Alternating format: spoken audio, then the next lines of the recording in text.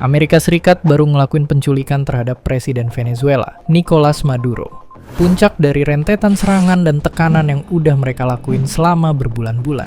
Bahkan sempet ada bayaran puluhan juta dolar buat penangkapan Maduro. Setelah Trump akhirnya ngasih lampu hijau, militer Amerika langsung bergerak, nyusup masuk, ngambil alih listrik, dan ngebom ibu kota Venezuela. Pertanyaan besarnya, kenapa ini bisa terjadi? Kenapa Amerika segitunya pengen nyingkirin Presiden Maduro?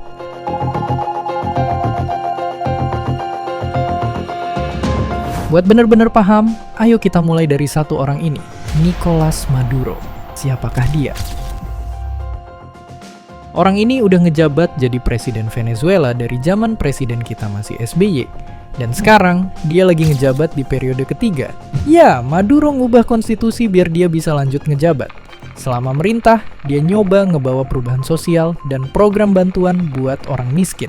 Tapi di bawah pemerintahannya juga, ekonomi Venezuela hancur. Inflasi ningkat gila-gilaan karena ketergantungan minyak dan kebijakan yang nggak tepat.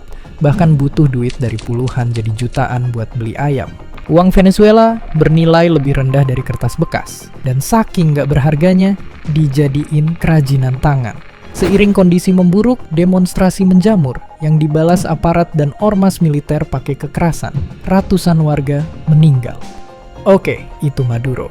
Tapi ayo balik lagi ke pertanyaan di awal. Kenapa Amerika pengen nyingkirin dia?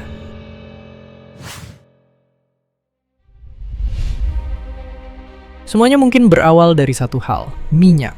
Di tahun-tahun segini, ekonomi Venezuela pernah sejahtera karena cadangan minyak yang berlimpah. Mereka bahkan sempat jadi salah satu pemasok minyak terbesar Amerika.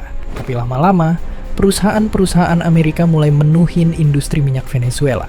Sampai akhirnya, bapak satu ini naik jadi presiden, Hugo Chavez. Misinya satu, bikin kekayaan Venezuela diutamain buat negara sendiri. Perusahaan-perusahaan minyak dinasionalisasi dan kebijakan yang lebih nguntungin pasar domestik disahin.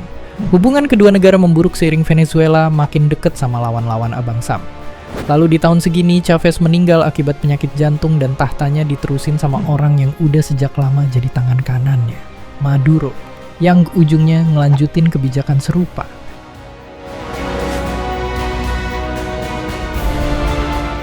Oke, sampai sini kita udah tahu asal-usul perseteruan Amerika dan Venezuela. Tapi cerita ini nggak lengkap kalau kita nggak kenalan sama karakter lain. Donald Trump.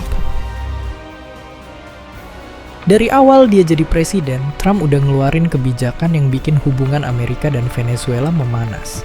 Mulai dari ngasih sanksi yang bikin ekonomi Venezuela yang udah hancur makin hancur, dukung oposisinya Maduro, sampai ngeklaim kalau Maduro ngebacking geng teroris narkoba.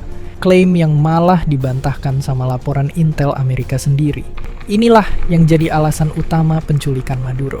Dan iya, meskipun Trump selalu bilang kalau ini soal terorisme dan keadilan, banyak ahli yang nganggep kalau semua ini soal kekayaan dan kekuasaan. Tapi gilanya ada juga yang bilang kalau sebenarnya rentetan serangan ini nggak bener-bener nguntungin Amerika. Makanya mungkin juga ini cuman ambisi Trump semata. Waktu video ini dibikin, Maduro dan beberapa pendukungnya masih disidang di Amerika. Masalahnya, Maduro yang orang Venezuela dan kepergian ke Amerikanya juga diangkut paksa, dituntut sama Amerika pakai hukum. Amerika, sungguh aneh. Terus buat ngisi kursi presiden yang kosong, Trump bilang kalau pemerintahan Venezuela bakal diambil alih Amerika. Ini pernah dilakuin di Irak dan Afghanistan, negara yang sebelumnya juga diserang Amerika abis-abisan. Dan menurut ahli, ini mungkin malah bisa bikin kekerasan militer makin parah dan ekonomi makin kacau lagi. Ya, tahun baru ternyata dibuka sama kekacauan baru. Yang bikin lebih gila, kita itu udah punya hukum internasional yang ngelarang satu negara gangguin kedaulatan negara lain. Tapi bukannya jagain hukumnya, malah banyak yang ngelanggar gitu aja tanpa kena ganjaran yang bikin jerak. Kalau udah gini, mungkin yang menderita bukan cuma warga Venezuela, tapi rakyat biasa di seluruh dunia, termasuk kita. Sekarang kita lagi nyaksiin giliran Venezuela, tapi siapa yang bisa yakin kalau setelah ini, negara lain nggak akan jadi korban serangan selanjutnya. Dan seperti biasa, terima kasih.